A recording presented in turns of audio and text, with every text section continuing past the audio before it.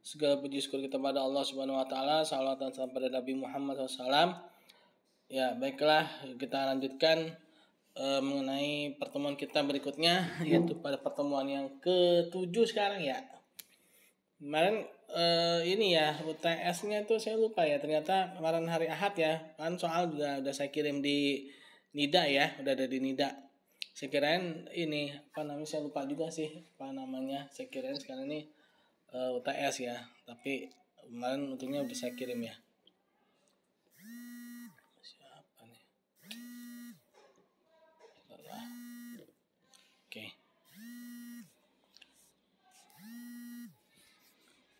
Oke, teman-teman. Pada kesempatan kali ini saya ingin membahas mengenai bagaimana dampak apa namanya. Suara saya kedengeran kan ya? Kedengeran, Pak. Ya. Membahas mengenai dampak akad atau produk ya yang digunakan oleh perbankan syariah ya terhadap perekonomian ya. Nah, sebagaimana kita ketahui bahwa akad-akad yang digunakan pada perbankan syariah yaitu seperti akad wadiah ya, minimal ya wadiah, lalu akad mudorobah ya, lalu akad murabahah ya, lalu akad salam, istisna, lalu akad ijaroh ya, dan mudharabah juga ya dalam pembiayaan ya, itu semua akan berdampak pada sektoril ya. Nah, pada penggunaan akad-akad tersebut ya, dia akan menggerakkan kalau dalam teori biaya ya, yaitu mengenai biaya total ya, yang dimana biaya total itu ada biaya biaya tetap dan ada biaya variabel ya. Nah, kalau pada konvensional ya, kalau pada konvensional dulu deh ya saya mau bahas, dia akan berpengaruh pada penambahan biaya ya pastinya. Kan seseorang pengusaha ketika dia mengambil pinjaman ya ke sebuah lembaga perbankan, dan lembaga perbankan konvensional itu dia memberikan beban gitu ya, berupa beban bunga ya, yang pastinya beban bunga itu tidak akan tidak akan ditanggung oleh si pengusaha itu kan. Pastinya apa? Dia akan membebankan beban-beban tersebut ya, termasuk beban bunga itu akan dibebankan ke konsumen gitu ya, pada si pembeli ya. Sehingga nantinya harga yang terwujud ya, harga yang terwujud dari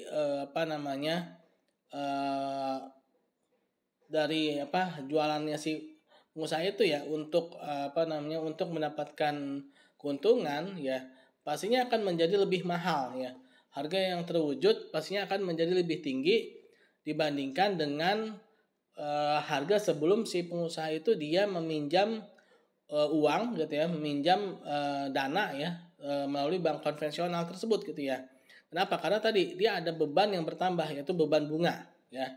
Nah, pada beban bunga ini ya, dia biasanya dia bersifat fix ya. Ketika si konsumen ini ketika si produsen ini atau si pengusaha ini dia bisa membayar tepat waktu, dia pasti akan terkena beban bunga yang bersifat fix. Tapi ketika si pengusaha ini ya, dia tidak dapat membayarnya ya, dia pasti akan terkena beban bunga double, yaitu yang bersifat fix dan juga bersifat variabel. Ya, variabel itu maksudnya gimana? Dia akan berbunga ya, dia akan berlipat-lipat ya. Nah, ini akan menjadi lebih besar lagi nih biaya yang harus ditanggung oleh si pengusaha tersebut, dan yang akan dilempar ke konsumen lagi ya. Nah, sehingga apa? Nanti akhir-akhirnya total biaya yang harus ditanggung itu menjadi tambah besar gitu kan. Nah, ketika total biaya itu makin besar ya, maka harga produksinya juga makin besar, dan pastinya ya untuk balik modalnya pun juga semakin jauh gitu ya, untuk agar si pengusaha itu dia bisa mendapatkan modalnya, dia pasti juga harus berusaha lebih keras lagi. Nah, itulah dampak ketika bank konvensional gitu ya dia memberikan pinjaman dengan akad bunga atau dengan akad riba ya. Itu akan menyebabkan titik balik modal atau istilahnya itu titik break even point-nya itu akan semakin jauh teman-teman ya. Kenapa? Karena tadi dia akan membebankan beban-beban bunga itu kepada konsumen ya kan. Kalau bahasa akuntansinya itu laba ruginya itu akan semakin jauh gitu ya. Untuk mendapatkan laba itu dia harus meningkatkan harga ya kan. Apabila dia tidak bisa meningkatkan kuantitas ya, kan dia pasti ningkatin harga ya. Kalau teman-teman mungkin belajar akuntansi ya, kan kalau dalam penjualan ya kan, dalam penjualan itu kan biasanya apa, harga dikali dengan kuantitas barang ya kan. Nah itu kan penjualan tuh ya. Nah kalau misalnya kuantitasnya ini dia nggak bisa bertambah nih ya, nah maka yang harus dilakukan apa, dia harus meningkatkan harganya ya.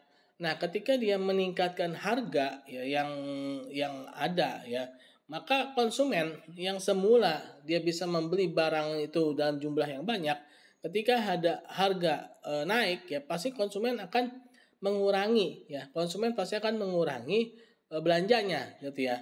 Atau bahasa kerennya itu daya beli masyarakat menurun ya. Kenapa daya beli masyarakat menurun? Ya tadi karena adanya kenaikan harga ya, tanpa adanya kenaikan pendapatan ya. Nah sehingga daya beli masyarakat itu akan menurun. Nah ini ketika daya beli masyarakat akan menurun ya, maka si produsen ini ya dampaknya lagi dia pasti akan mengurangi jumlah penjualannya ya kan. Kenapa dia mengurangi jumlah penjualannya? Karena yang membelinya tidak ada gitu atau berkurang ya, yang beli ini berkurang. Nah, ketika pembelinya berkurang ya, yang terjadi adalah harga akan bisa semakin mahal. Kenapa? Karena tadi ya si produsen satu sisi kan dia harus harus membayar utang dia ya kan, membayar utang dia plus dengan bunganya itu ya. Dia harus membayar utang dia plus dengan bunganya itu ya. Itu kan harus jatuh tempo gitu ya. Nah, sedangkan jumlah barang yang dia jual, kuantitas itu kan semakin turun ya. Maka mau nggak mau dia pasti price-nya makin lama makin naik ya. Jadi harga barangnya makin naik ya, dan kuantitasnya makin lama makin turun. Kenapa makin turun? Tadi karena yang belinya makin jarang ya. Nah, yang membelinya itu semakin sedikit ya. Nah, ini kita tidak bisa bayangkan apabila ini terjadi pada bahan makanan pokok, teman-teman.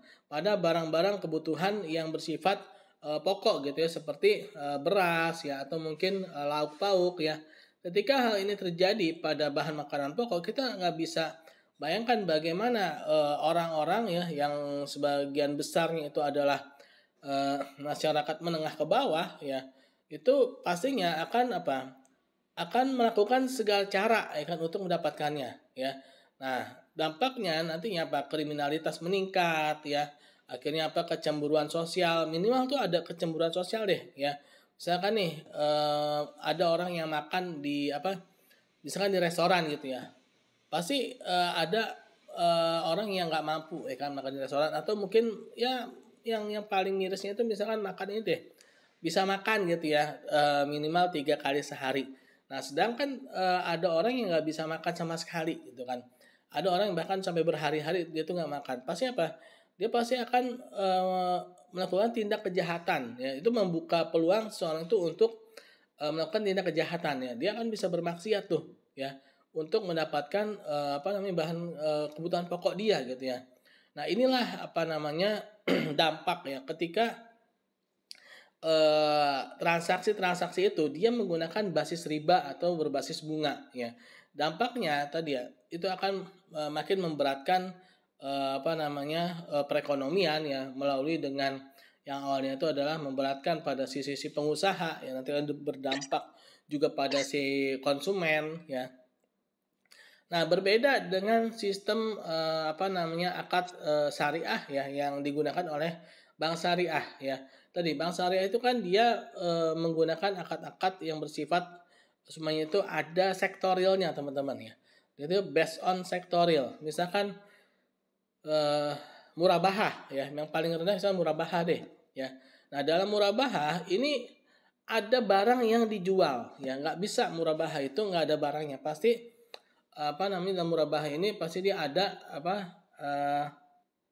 barang yang barang atau jasa ya, bukan hanya barang ya. Jadi dalam cara itu sektorial itu adalah barang dan jasa ya yang bisa ditransaksikan ya. Nah, ketika ada barang dan jasa, maka setiap pertambahan uang ya, pertambahan pada sektor moneter yang bertambah, maka ada sektor real yang bertambah juga ya, sehingga adanya keseimbangan ya antara sektor barang dan jasa dengan sektor keuangan. Nah, itu murabahah ya. Nah, begitu pula juga dengan sistem mudorobah ya. Begitu pula juga dengan sistem mudorobah ya. Nah, kalau pada sistem mudorobah dia itu membuat ya produk baru ya, membuat produk baru. Misalkan membangun gedung, kan gedung itu semula nggak ada, kan. Membangun jembatan, ya, membangun jalan tol, kan. Terus apalagi membangun rumah sakit, ya. Nah, itu semua adalah transaksi-transaksi yang berbasis pada sektorial, yaitu sektor barang dan jasa, ya. Nah, jadi ketika ada transaksi yang berbasis pada sektorial, ya, maka sektorial itu akan ikut bertambah, ya. Atau mungkin sektorial inilah yang menjadi motor penggerak adanya pertambahan pada sektor moneter atau sektor keuangan, ya. Nah, sehingga yang namanya pertambahan uang itu dia tidak akan istilahnya menggelembung seperti balon gitu. Balon kan tahu sendiri teman-teman ya. Balon itu kan besar ya, tapi isinya tuh kosong ya. Nah, kalau dalam keuangan syariah, dia itu padat ya. Dia besar tapi dia tuh padat ya, isinya tuh ada gitu ya. Nah, itu pada sistem keuangan syariah. Jadi kalau sistem keuangan konvensional, dia itu besar, menggelembung tapi dia isinya kosong ya. Sehingga ketika dia meletus ya, dia meledak ya kan. Maka ya nggak ada bobotnya gitu ya, hilang ya, istilah tuh hampa gitu loh ya. Kenapa? Karena memang dia dibangun atas atas kehampaan gitu ya. Jadi mencetak uangnya itu memang atas dasar ruang hampa gitu kan. Kalau bahasa jadi mencetak uang itu dari langit gitu ya bahasanya ya. Kalau sistem ribawi itu kan dia adanya pertambahan uang tapi dia tidak adanya pertambahan pada barang dan jasa kan. Nah, berbeda tadi ya dengan sistem keuangan syariah yang digunakan oleh bank-bank syariah tadi ya.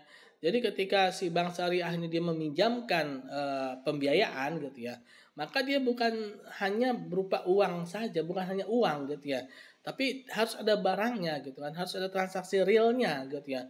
Apa nih transaksi realnya? Yaitu tadi misalkan murabahah ya, jual beli ya kan. Nah, si bank syariah udah dapat margin ya kan. Lalu si bank syariah misalkan investasi ya. Nah, dia dapat bagi hasil ya. Lalu si bank syariah melakukan sewa menyewa, dia dapat upah ya kan. Nah, itu semua ada sektorialnya, ada barang dan jasanya yang terwujud ya dari transaksi-transaksi tersebut, sehingga adanya pertambahan uang yaitu tidak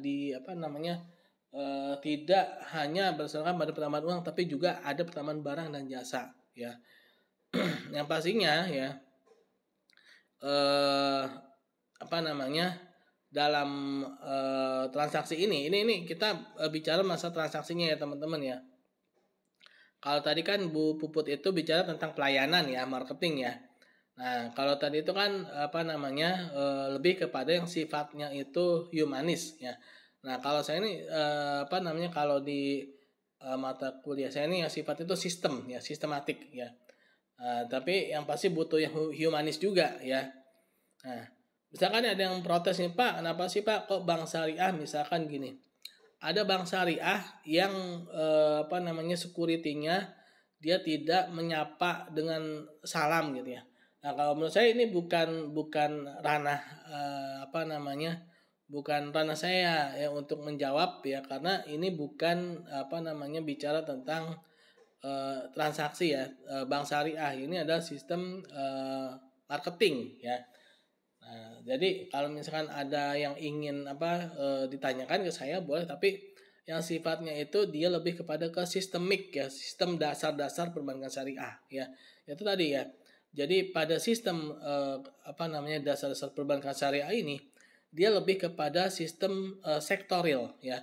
Dan seorang ahli ekonom dan juga ahli sejarah yaitu Ustaz Naqib Al-Atos yang mengatakan bank syariah ini mengembalikan fungsi dasar perbankan ya.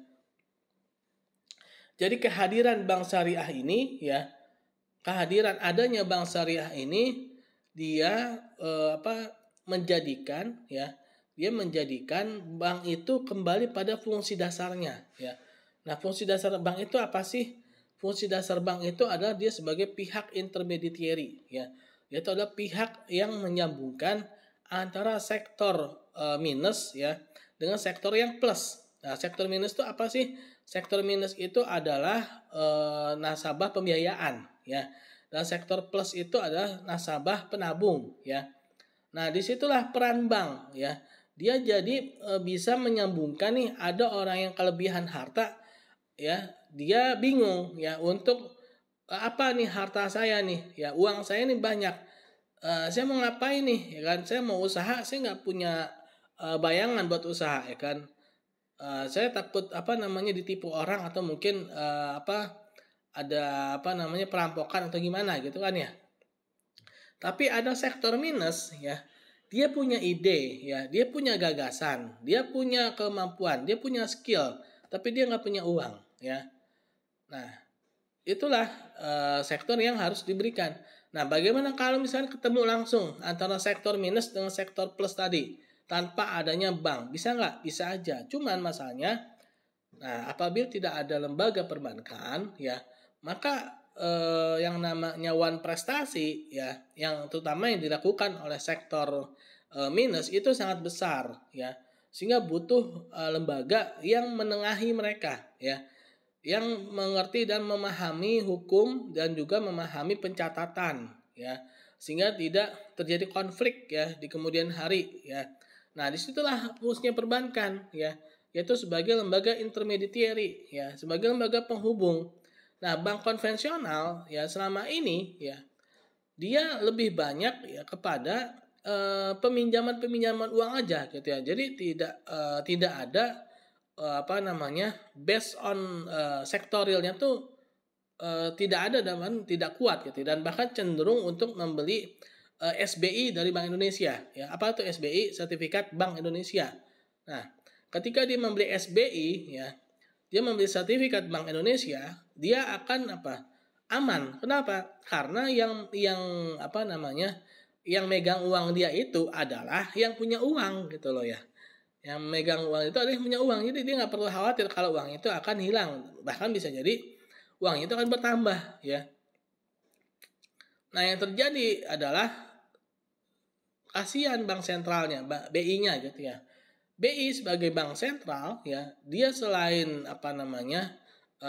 mengatur jumlah uang yang beredar ya, dia juga harus bekerja keras bagaimana mendapatkan uang gitu kan.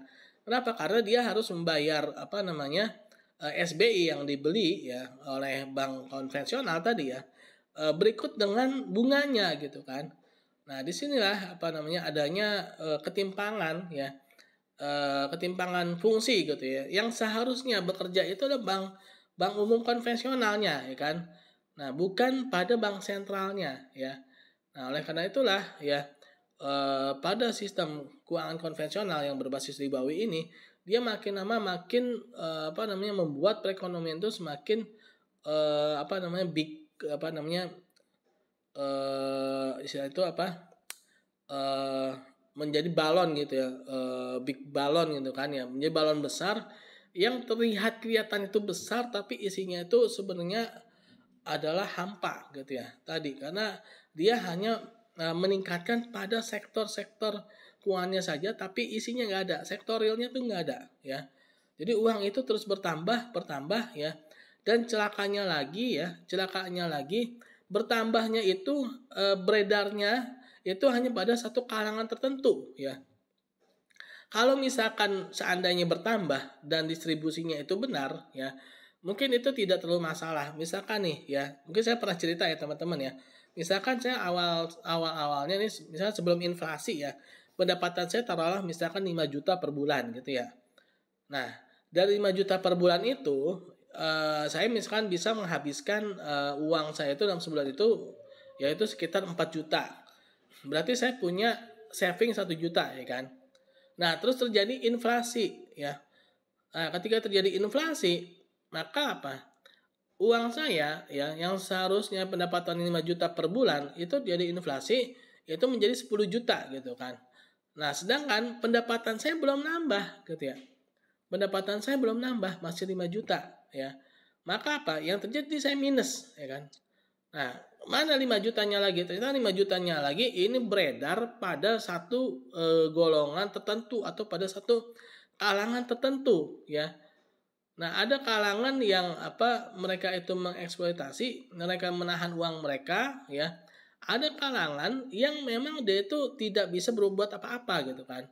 Nah, akhirnya ya saya yang tadinya bisa nabung saving 1 juta, saya akhirnya di minus minus setidak-tidaknya itu saya minus 4 juta, bahkan supaya bisa minus 5 juta ya kan.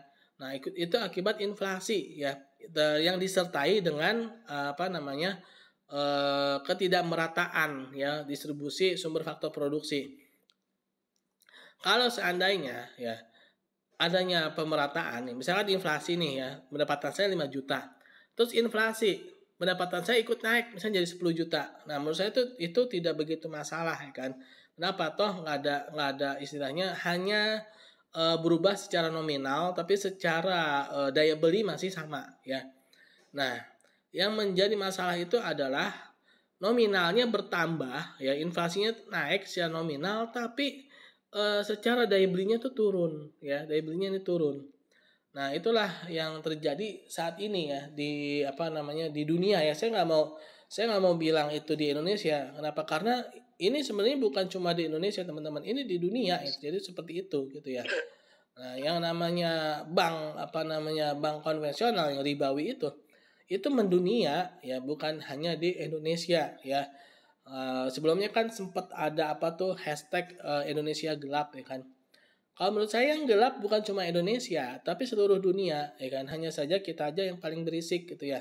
Sebenarnya mereka juga udah gelap gitu loh ya. Cuman ya Allah alam mungkin mereka diem-diem aja gitu ya. Gelap-gelapan gitu. Atau sudah terbiasa dengan kegelapan sehingga nggak bisa ngebedain ya kan yang terang dan yang gelap misalnya gitu ya. Ya mungkin itu teman-teman ya. Nah, inilah ya fungsinya adanya bank syariah ya. Ya walaupun bank syariah itu sendiri juga mungkin masih belum sempurna, tapi bukan berarti kita meninggalkan bank syariah. Memang ada beberapa kekurangan ya pada sistem bank syariah ya, tapi itu semua harus kita bantu ya, harus kita dorong terus agar bank syariah ini dia bisa berkembang gitu ya. Ya walaupun ibaratnya seperti perjuangan kisahnya seekor burung pipit ya, yang membawa air ya sebesar paruhnya. Seberapa banyak sih air yang bisa dibawa oleh seekor burung pipit yang kecil ya, untuk si burung pipit ini membawa air sebesar paruhnya itu digunakan untuk memadamkan api yang membakar Nabi Ibrahim alaihissalam ya kan. Nah, itu kan ada kisahnya ya. Jadi si burung pipit ini ditanya, ada yang bilang malaikat, ada yang bilang cicak ya, walau alam, tapi yang pasti ditanya ya. Si burung pipit ini ditanya, wahai burung pipit, kamu ngapain bawa air yang sebesar paruh kamu itu untuk memadamkan api yang membakar Nabi Ibrahim, ya kan? Nah, jawaban si burung pipit apa? Inilah kemampuan saya, ya. Inilah kemampuan saya untuk membantu Nabi Ibrahim, ya, untuk membela kebenaran, ya. Nah, biarlah hasilnya tuh Allah yang menghitung gitu kan. Artinya, ya kalau kemampuan kita itu hanya untuk selevel ikut nabung di bank syariah gitu, cuman baru bisa itu nggak apa-apa, lakukan aja ya. Mungkin itu ya ibaratnya seperti tadi ya, setetes air di tengah-tengah kobaran api yang besar gitu kan. Ya nggak apa-apa, yang penting ini menandakan keberpihakan kita teman-teman ya. Keberpihakan kita terhadap kebenaran gitu kan, walaupun kebatilan itu begitu besar ya kan, walaupun kebatilan itu begitu besar ya, seperti kobaran api ya, kita cuma setetes air aja, ya biarlah nanti Allah yang menghitung ya kan. Yang penting ada di mana kita ya kan, yang penting kita itu ada di pihak siapa ya dalam mengemban perjuangan ekonomi syariah ini gitu ya. Ya mungkin secara mendunia sistem keuangan konvensional itu udah luar biasa. Mereka itu sudah luar biasa terorganisirnya dan juga sudah luar biasa sekali mereka berpuluh-puluh tahun ya menancapkan kuku-kuku mereka ya di dalam perekonomian ya. Ya mungkin kita hanya baru bisa nabung di bank syariah ya. Udahlah, kita di situ aja kalau memang belum kita jangan ikut-ikutan menghujat bank syariah. Kalau memang bank syariah itu ada kesalahannya, sampaikan langsung ke bank syariahnya ya, dan jangan rame-rame di medsos gitu ya, rame-rame dipublikasikan seolah-olah jadi terdakwa. Itu itu saudara kita juga loh ya kan. Mereka itu saudara kita ya. Nah, janganlah kita itu menghakimi saudara kita itu melebihi ya, padahal mohon maaf ya, orang kafir yang jelas-jelas mungkin kesalahannya lebih parah, kita malah diem aja gitu kan. Tapi saudara kita yang baru melakukan kesalahan sedikit, itu kita sudah luar biasa menjustifikasinya tuh lebih daripada orang kafir gitu kan. Kadang-kadang seperti itu ya kan. Nah, itulah ya bagaimana penyikapan kita ya kan. Nah, oleh karena itulah kita harus paham ya tentang dasar-dasar perbankan syariah ini agar kita tidak sembarang menghujat ya, atau mungkin menjustifikasi ya sebuah lembaga perbankan syariah ya. Nah, mungkin itu ya teman-teman. Oke, ada yang mau ditanyakan kah Mas Tolib? Kayaknya mau bertanya, atau Sinta, atau siapa nih? Mas Rifah?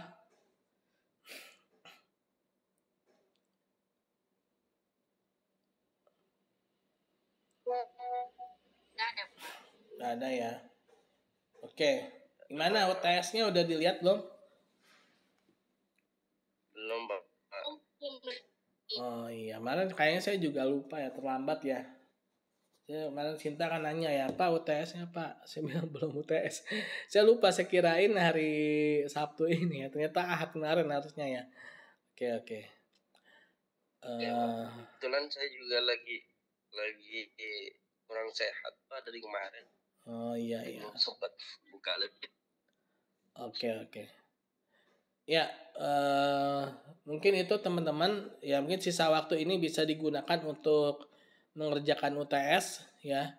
Nanti UTS-nya itu tolong dijawab juga dengan penjelasan ya, bukan cuma misalkan nih akad apa yang digunakan terus misalkan jawabannya akad murabaha misalkan ya. Jangan cuma dijawab murabaha doang gitu ya, tapi ada penjelasannya kenapa murabaha ya, karena murabaha itu dia bersifat ya ada bisa dengan cicilan dan barangnya itu barang dan pembayaran itu bisa bersamaan ya. Nah, jadi ada penjelasannya lah ya. Saya minta tuh bukan cuma tok murabahah gitu kan. Kayak gitu nanti nilainya kecil ya, tapi ada penjelasannya ya. Ada penjelasan.